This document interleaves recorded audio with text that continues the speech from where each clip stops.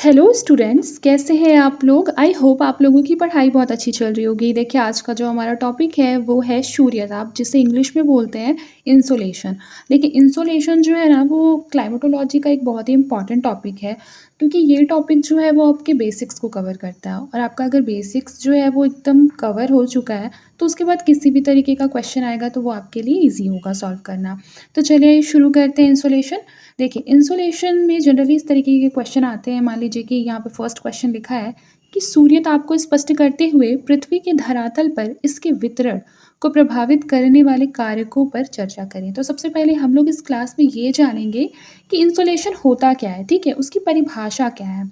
उसके बाद हम ये जानेंगे कि पृथ्वी के धरातल पर जो इसका वितरण होता है वो किस तरीके से क्या होता है, प्रभावित होता है, उसके पीछे कौन-कौन से इम्पोर्टेंट जो है वो कारक हैं, ये सभी जानेंगे। फिर देखिए, सेकंड वाला क्वेश्चन लिखा है कि आप कहाँ तक सहमत हैं कि सूर्य से विकिरित सूर्यताप की मात्रा यद्यपि समान होती है, किंतु पृथ्वी के धरातल क्षेत्रों में इसका जो वितरण है वो भिन्न-भिन्न पाया जाता है। देखिए, इसका कहने का मतलब इस क्वेश्चन का कि मान लीजिए जो सन है वो अपनी जो रोशनी है, जो अपनी ऊर्जा है वो तो इक्वल ही प्रोवाइड करा रही होगी। ऐसा तो नहीं भेदभाव कर रही होगी कि नहीं, मैं अफ्रीका में ज़्यादा प्रोवाइड कराऊँगा और अंटार्कटिका में कम प्रोवाइड कराऊँगा। सूर्य तो ऐसा नहीं सोचता है। तो जब उससे निकलने वाली जो एनर्जी है वो सबके लिए इक्वल होती है, तो ऐसा क्यों होता है कि कहीं पर जो सूरज की किरणें होती है वो कम पड़ती हैं और कहीं पर ज़्यादा पड़ती हैं? ये सारी चीज़ें हम लोग आगे की क्लास में पढ़ेंगे, ठीक है? तो इस तरीके का क्वेश्चन जो है फिर आपके लिए लिखना ईज़ी हो जाएगा। तो चलिए शुरू करते हैं।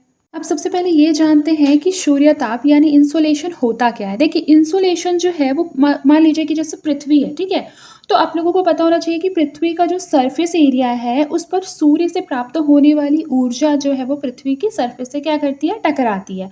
कुछ मात्रा में टकरा कर रिफ्लेक्ट करती होगी ऊर्जा को, और कुछ मात्रा में वो क्या करती है, अवशोषित कर लेती है। इसको ऐसे एग्जाम्पल से समझिए। मान लीजिए ये जो है वो पृथ्वी का सरफेस है, ये अर्थ का सरफेस है, यहाँ से सन है, ठीक है। अब इसकी जो रेडिएशन है वो आई, टकराई, और मान लीजिए कुछ रिफ्लेक्ट हो गई और कुछ क्या हो गई, यहीं पर ऑब्जर्व हो गई, ठीक है। तो कुछ ना कुछ यहाँ पर जो ऑब्जर्वेशन हुआ है, यानी कि यहाँ पर जो अवशोषण हुआ है सूर्य के ताप का, वो दोनों ही हैं। तो मतलब कि सूर्य के प्रकाश की जो किरण है वो अवशोषण भी उससे हो रहा है और रिफ्लेक्शन भी उससे हो रहा है। लेकिन हमको ये समझना है कि सूर्य का ताप है क्या। तो याद रखिए, जो सूर्य का ताप है वो सरल शब्दों में समझे तो सूर्य से पृथ्वी को प्राप्त होने वाली ऊष्मा ऊर्जा को हम क्या बोलते हैं, सूर्य ताप कहते हैं। अब देखिए आगे यहाँ पर क्या लिखा हुआ है। देखिए, यहाँ लिखा है कि अवरक्त विकिरण के बारे में हम लोग सबसे पहले पढ़ रहे हैं। देखिए, ये सारा जो है आपके बेसिक्स को कवर करेगा ना। तो एक बार हम लोग अवरक्त विकिरण के बारे में पढ़ लेते हैं। देखिए, अवरक्त विकिरण जो है वो विद्युत चुंबकीय विकिरण है, ठीक है, जिसे आप बोलते हैं इलेक्ट्रोमैग्नेटिक वेव्स। और याद रखिएगा कि जो अवरक्त विकिरण है उसका तरंग दैर्ध्य यानी वेवलेंथ क्या होता है, ज़्यादा होता है। वेवलेंथ ज़्यादा होता है और प्रकाश की तुलना में ये अधिक लंबी भी होती है, इसीलिए मानव के लिए क्या होती है, ये अदृश्य होती है, यानी मानव को दिखाई नहीं देते इंफ्रारेड रेडिएशन, ठीक है। तो कोई भी पिंड अत्यंत गर्म हो या ठंडी, दोनों ही इंफ्रारेड रेडिएशन का क्या करते हैं, उत्सर्जन करते हैं। जैसे मान लीजिए आप अगर गर्म लकड़ी का जो कोयला होता है जिसे आप चारकोल बोलते हैं, वो क्या करेगा, रेडिएशन जो है वो पैदा करेगा, जिसे आप बोल सकते हैं कि वो अत्यंत गर्म रेडिएशन पैदा कर रहा है। फिर अगर आइस का क्यूब आपने देखा होगा, तो कई बार आइस का क्यूब देखने से अगर आप उसको ध्यान से देखें तो आपको लगेगा कि इस क्यूब से जो है वो कुछ ऐसे धुआं की तरह कुछ निकल रहा है, ठीक है। वो क्या रहता है, वो आइस क्यूब से निकलने वाली ऊर्जा या ऊष्मा होती है, जो कि क्या होता है, अत्यंत ठंडी होती है। तो यहाँ पर जो मैंने बोला कि जो हॉट चारकोल है वो प्रकाश का उत्सर्जन करती है, ठीक है, लेकिन किस रूप में करती है, आईआर के रूप में, यानी कि इंफ्रारेड रेडिएशन के रूप में उत्सर्जन करती है, जो कि हमें गर्मी के रूप में महसूस होती है। तो आप कह सकते हैं कि जो इंफ्रारेड रेडिएशन का उत्सर्जन है वो डायरेक्टली प्रोपोर्शनल होता है वस्तु या फिर किसी भी पिंड के तापमान के। इस बात को याद रखना है, ठीक है। यानी कि कह सकते हैं कि अगर इंफ्रारेड रेडिएशन का जो उत्सर्जन है वो बहुत ज़्यादा होगा तो आप कह सकते हैं कि किसी भी पिंड का जो टेम्परेचर होता है वो भी क्या होगा, ज़्यादा होगा। अगर इंफ्रारेड रेडिएशन का उत्सर्जन जो है वो कम होगा तो वस्तु या फिर पिंड का तापमान भी क्या होगा, कम होगा। आगे देखिए यहाँ पर क्या लिखा हुआ है, एक सन है, ठीक है। सन जो है, देखिए ये आपको ये ध्यान से समझना है, इसका ड्राइंग मैं यहाँ पर बना देती हूँ तो आपको समझ में आएगा। जैसे मान लीजिए ये आपका सन है, ठीक है। थोड़ा बड़ा बनाते हैं ताकि समझ में आए। ये सन है। अब सन का जो ये बॉर्डर वाला एरिया है, इसको आप बोलते हैं फोटोस्फियर। क्या बोलते हैं? बाहरी लेयर को बोलते हैं फोटोस्फियर। यहाँ पर लिखा भी हुआ है। फिर उसके बाद एक चीज़ याद रखिए, ये हमारा सन का कोर है, ठीक है। और ये यहाँ पर मान लीजिए कि ये जो है वो सन का वायुमंडल है। फिर सन की जो कोर है उससे कुछ ऐसे फोटॉन्स के जो है वो पैकेट्स निकल रहे हैं, ठीक है। फोटॉन्स के क्या निकल रहा है? पैकेट्स निकल रहा है। और याद रखिएगा कि सूर्य का जो वायुमंडल है उसे बोलते हैं क्रोमोस्फियर। क्या बोलते हैं? सूर्य के वायुमंडल को क्रोमोस्फियर बोलते हैं। अब आगे देखिए, यहाँ पर लिखा हुआ है कि जो फोटॉन्स हैं जो कि सन की कोर एरिया से निकलती हैं, वो शॉर्ट वेव रेडिएशन के रूप में निकलती हैं, जिसकी जो गति होती है वो कितना होता है? 1,86,000 मील पर सेकंड होता है, ठीक है। वो फोटॉन्स जो कि बेसिकली पैकेट ऑफ एनर्जी होता है, जो कि आप इस रूप में भी उसको जानते हैं, सोलर स्पेक्ट्रम के रूप में। आगे देखिए, कई बार ये क्वेश्चन पूछ लेता है कि जो वेवलेंथ है और एनर्जी, उनके बीच क्या रिलेशन है। तो याद रखिएगा, वेवलेंथ और एनर्जी के बीच में प्रोपोर्शनल का रिलेशन होता है, जो कि क्या होता है? इन्वर्सली प्रोपोर्शनल होता है। यानी कि वेवलेंथ यदि ज़्यादा होगा तो एनर्जी कम होगी, वेवलेंथ कम होगा तो एनर्जी ज़्यादा होगी। आप लोगों को पता होना चाहिए कि जो एक्सरे होता है, गामा रेज होते हैं, उनका वेवलेंथ क्या होता है? कम होता है। अगर उनका वेवलेंथ जो है वो कम होता है, यानी कि उससे निकलने वाली जो एनर्जी होती है वो क्या होगी? ज़्यादा होगी। जबकि आप लोगों को यहाँ रेडियो वेव्स दिखाई दे रहा होगा। रेडियो वेव्स जो है उसका वेवलेंथ क्या होता है? ज़्यादा होता है। इस वजह से उसका एनर्जी क्या हो जाता है? कम हो जाता है। तो इस चीज़ को आप लोगों को याद रखना है। कई बार एक्सरे और यूवी रेज़ और जो विजिबल लाइट है, इंफ्रारेड रेज़, ये सभी को लेकर ना क्वेश्चन पूछ लिया जाता है, तो इस बात को याद रखिएगा। देखिए, जब भी आप जो है वो बेसिकली एक्सरे, यूवी रेज़, दृश्यमान प्रकाश, इंफ्रारेड रेज़ इस साइड जाएंगे, ठीक है, तो आपको ऊर्जा में कमी मिलेगी। ऊर्जा में कमी मिलेगी, लेकिन वेवलेंथ क्या होता जाएगा? बढ़ता जाएगा। वैसे ही अगर आप लोग एक तरफ नज़र डालें कि वेवलेंथ में कमी हो रही है कहाँ पर?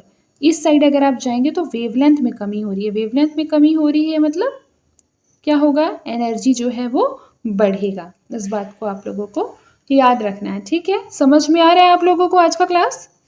अब देखिए, मैंने सारा चीज़ जो है वो बेसिक्स समझा दिया है। एक बार हम लोग बस ये थ्योरी पढ़ लेते हैं। जैसे फर्स्ट लिखा हुआ है कि सूर्य से आने वाली जो ऊर्जा है, जिसे आप सूर्य ताप बोलते हैं, उसकी कुछ मात्रा वायुमंडल में उपस्थित जल वाष्प, धूल के कण, ओजोन और अन्य गैसों के द्वारा क्या हो जाती है? अवशोषित हो जाती है। उसके बाद देखिए, सूर्य के कोर में उच्च ताप एवं दाब के कारण नाभिकीय संलयन की जो प्रक्रिया है, उसके परिणाम स्वरूप हीलियम के निर्माण के साथ ही विकिरण ऊर्जा विमुक्त होती है। देखिए आगे क्या लिखा हुआ है, सूर्य के कोर से ऊष्मा परिचालन एवं संवहन के द्वारा सूर्य की सतह यानी कि प्रकाश मंडल, जिसे हम लोगों ने बोला था फोटोस्फीयर, ठीक है, वो सूर्य का क्या है? सरफेस एरिया है, वहां पर पहुंचती है और यहाँ से फोटोन पैकेट के रूप में क्या होते हैं? मुक्त होते हैं। मैंने डायग्राम की सहायता से जो है वो पिछले वाले पेज में इसको पढ़ाया था, ठीक है। तो ये सारी चीजें अब आपको क्या हो रही होंगी? समझ में आ जा रही होंगी इजीली। एक बात और याद रखिएगा कि जो फोटोस्फीयर होता है ना, उसका औसत तापमान जो है वो 5700 डिग्री सेंटीग्रेड होता है, जिसे आप बोल सकते हैं 5700 डिग्री सेंटीग्रेड। आगे देखिए लिखा है, फोटोन जो है वो लघु तरंग सौरिक विकिरण के रूप में होते हैं, जहाँ की प्रकाश मंडल से ऊर्जा का विद्युत चुंबकीय तरंग के द्वारा क्या होता है? विकिरण होता है। आगे देखिए क्या लिखा हुआ है, फोटोस्फीयर यानी कि प्रकाश मंडल से निकलने वाली ऊर्जा क्या होती है? प्रायः स्थिर रहती है।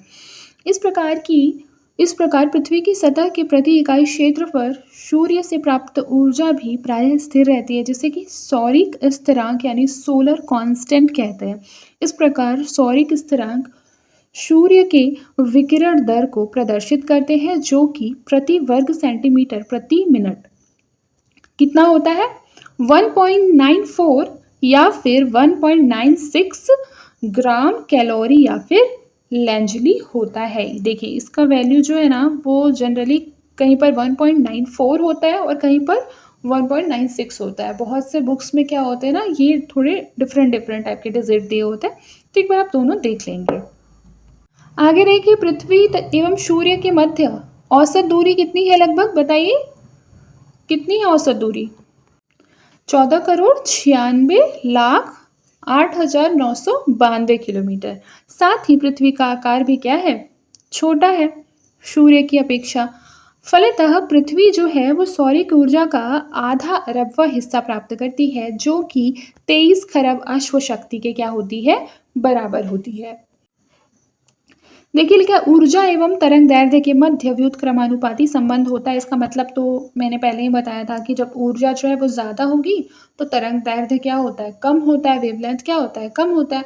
एनर्जी अगर कम होगी तो वेवलेंथ ज़्यादा, और एनर्जी ज़्यादा तो वेवलेंथ कम।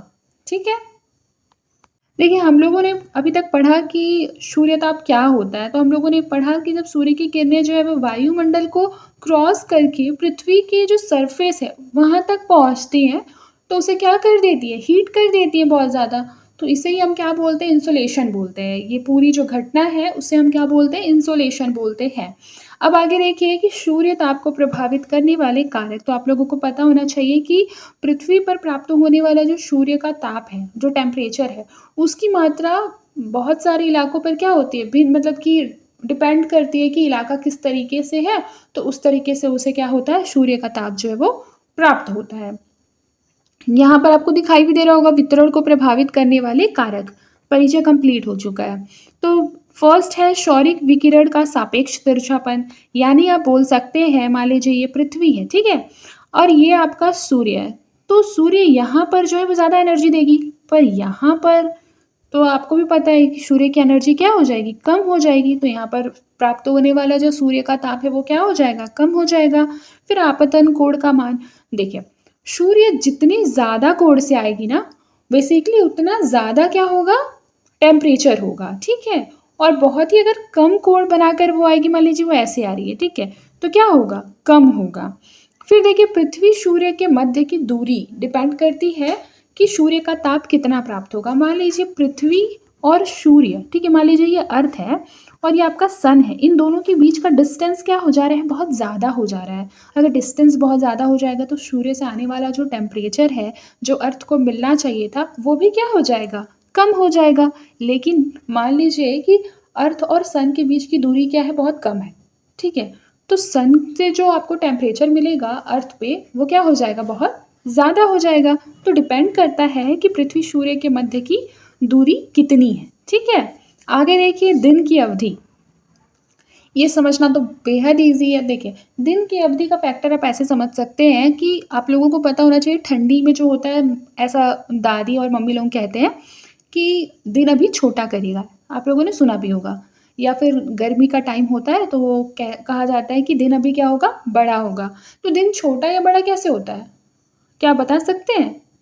क्योंकि घंटे तो 24 होते हैं, तो ऐसा क्यों बोला जाता है कि दिन की अवधि जो है वो कम होगी या फिर दिन की अवधि जो है वो ज़्यादा होगी? तो याद रखिएगा कि जब ठंडी का टाइम होता है तो आप लोगों ने देखा होगा सूरज जो है वो जल्दी ढल जाता है, यानी जो सूर्य का जो ताप है वो कम प्राप्त होता है पृथ्वी को। इसी वजह से ऐसा बोला जाता है कि ठंडी के टाइम पे जो है वो दिन छोटा होता है, और गर्मी में आप देखेंगे कि एकदम 7 बजे तक धूप होते हैं, ठीक है, शाम के 7 बजे तक आपको धूप दिखाई देता है। यानी कि आप बोल सकते हैं दिन की जो अवधि होती है वो क्या हो जाती है, बड़ी हो जाती है।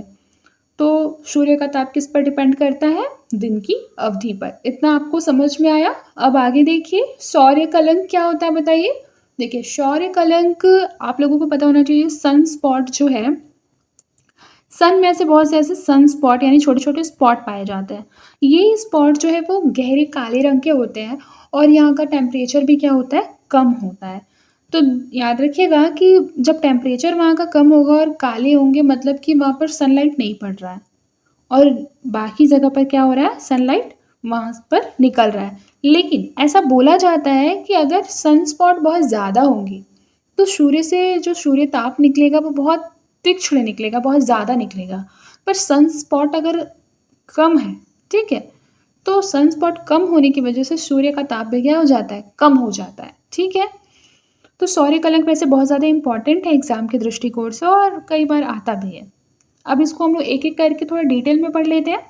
देखिए, अगर कोई आपसे एक लाइन में पूछे कि सूर्यताप क्या होता है, तो आप लोगों को बताना है कि सूर्यताप जो होता है वो आपतित लघु तरंग सौरिक विकिरण होता है। ठीक है, इस बात को याद रखिए। जैसे देखिए, इन फॉर इनकमिंग यानी कि आने वाला, आपतित। फिर आप लोग यहाँ पर सोलर देखेंगे तो आप लोगों को लगेगा कि हाँ, बेसिकली यहाँ सन की बात हो रही है। फिर आप लोगों को याद रखना है रेडिएशन, जो यहाँ पर सन लिखा हुआ है ना, आइसोलेशन, तो ये रेडिएशन से इसको आप क्या करेंगे, कनेक्ट करके पढ़ेंगे। ठीक है, तो बेसिकली इंसुलेशन 3 चीज़ों को शामिल करता है, इनकमिंग, सोलर, रेडिएशन। ठीक है, इस बात को आप लोग याद रखेंगे। देखिए, फर्स्ट ऑफ ऑल ये बात याद रखना है आप लोगों को कि जो सन का कोर एरिया है, ठीक है, उससे ना बहुत सारा क्या होता है, रेडिएशन निकलता है। ठीक है, नाभिकीय रेडिएशन जिसे आप बोलते हैं। तो वो जो नाभिकीय रेडिएशन होता है ना, वो पैकेट्स के फॉर्म में निकलता है, जो कि फोटॉन्स के पैकेट्स होते हैं, और ये शॉर्ट वेव रेडिएशन होता है। और आप लोगों को इतना पता होगा, आप लोगों ने बचपन से पढ़ा होगा कि जो सनलाइट होता है उसको पृथ्वी तक आने में कितना टाइम लगता है, 8 मिनट पर सेकेंड। ठीक है, जो मैंने बताया वो सेम टू सेम यहाँ पर भी लिखा हुआ है कि सूर्य से आपतित लघु तरंग सौरिक विकिरण सूर्यताप कहलाता है। वास्तव में सूर्य के केंद्रीय या फिर कोर भाग में नाभिकीय संलयन के कारण सूर्य की सतह से ऊर्जा का विद्युत चुंबकीय तरंग के द्वारा विकिरण होता है, जो कि फोटॉन पैकेट के रूप में पृथ्वी के धरातल पर पहुंचता है, जिसे कि क्या बोलते हैं, सूर्यताप कहते हैं। जहां पृथ्वी पर सूर्यताप की प्राप्ति के वितरण में स्थानिक एवं कालिक भिन्नता पाई जाती है, जिससे कि निम्नलिखित कारक प्रभावित करते हैं। आइए एक एक करके देख लेते हैं। देखिए, जो मैंने समझाया है एज इट इज वही है, तो आपको समझने में बहुत कम टाइम लगेगा, लेकिन यहाँ पर डायग्राम के साथ बना हुआ है, जो आपके लिए नोट्स बनाने के लिए बहुत ज़्यादा इंपॉर्टेंट हो जाता है। ठीक है, तो एज इट इज आप लोग ऐसा ड्राइंग बना लेंगे। देखिए, लिखा सौरिक विकिरण का सापेक्ष तिरछापन, यानी कि आप लोगों को पता है कि अगर सूर्य की जो मतलब सूर्य की जो किरण है वो सीधी पड़ेगी, ठीक है, सीधी पड़ेगी, तो जाहिर सी बात है कि वहां पर क्या होगा, टेम्परेचर ज़्यादा होगा, और ये ध्रुवों के पास तो वो तिरछी पड़ेगी ना, तो यहाँ पर क्या हो जाएगा, टेम्परेचर कम हो जाएगा। फिर देखिए, आपतन कोण पर भी डिपेंड करता है, यानी कि संपूर्ण ग्लोब के सभी क्षेत्रों या फिर दोनों गोलार्धों में सौरिक विकिरण का सापेक्ष तिरछापन सदैव एक समान नहीं होता है। जैसे फॉर एग्जांपल आप लोग जानते होंगे कि 21 जून को लंबवत पड़ता है सूर्य का जो रेखा होता है वो कर्क रेखा पर, तो इस वजह से यहाँ पर आपतन कोण ज़्यादा होता है, जिस वजह से सूर्य का ताप भी क्या हो जाता है, ज़्यादा होता है। किस दिन कर्क रेखा पर पड़ता है, 21 जून को, डेट भी याद रखना है। फिर यहाँ पर देखिए, 21 मार्च और 23 सितंबर को विषुवत रेखा पर सूर्य की किरणें क्या होती हैं, लंबवत पड़ती हैं। इस वजह से क्या होता है, दोनों गोलार्धों में सापेक्ष तिरछापन बराबर होता है, मतलब बीच में तो पड़ेगा, जैसे मान लीजिए ये वाला एरिया बीच में तो पड़ेगा, लेकिन इन दोनों पोलर एरिया में क्या होगा, तिरछापन इक्वल होगा।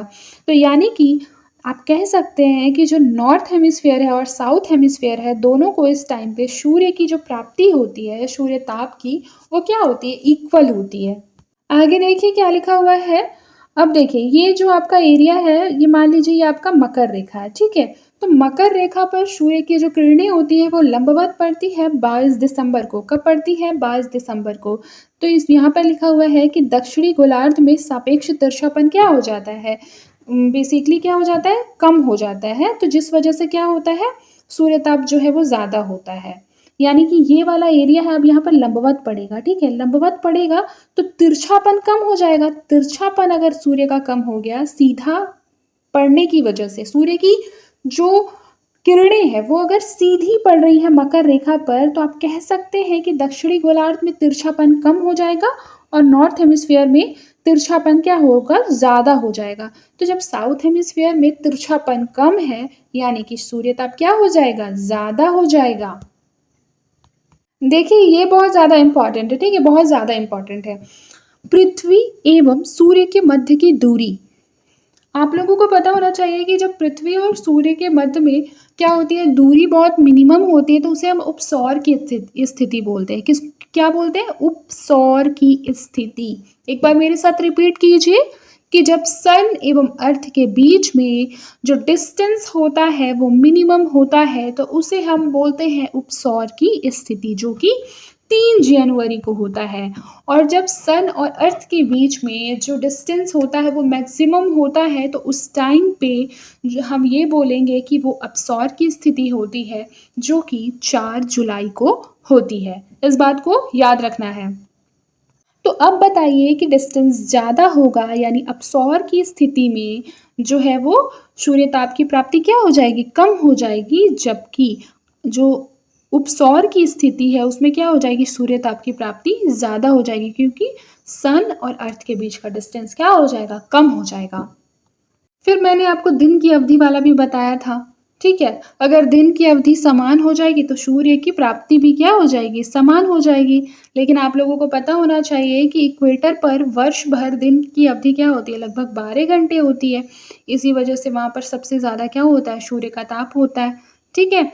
देखिए यहाँ पर क्या लिखा है? विषुवत रेखा को हम क्या बोलते हैं? प्रकाश वृत्त कहते हैं। क्यों? क्योंकि वहाँ पर दिन की जो अवधि होती है वो 12 घंटे तक होती है, इसीलिए विषुवत रेखा को प्रकाश वृत्त भी कहा जाता है। इस बात को याद रखना है।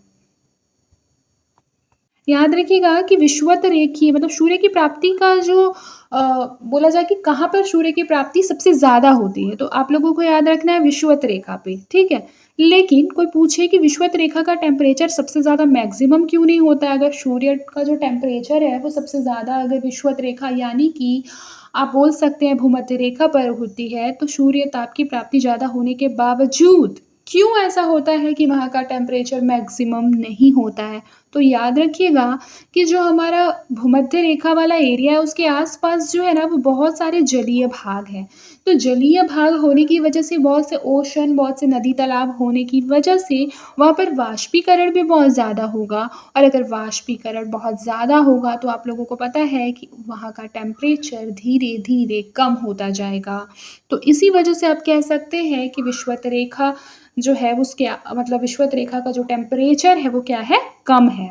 जबकि अगर आप विषुवत रेखा जो कि 0 डिग्री सेंटीग्रेड पर है उसके ऊपर या उसके नीचे की ओर जाएँ 20 डिग्री सेंटीग्रेड पे, तो 20 डिग्री सेंटीग्रेड पर आपको मैक्सिमम जो है वो टेम्परेचर देखने को मिलेगा।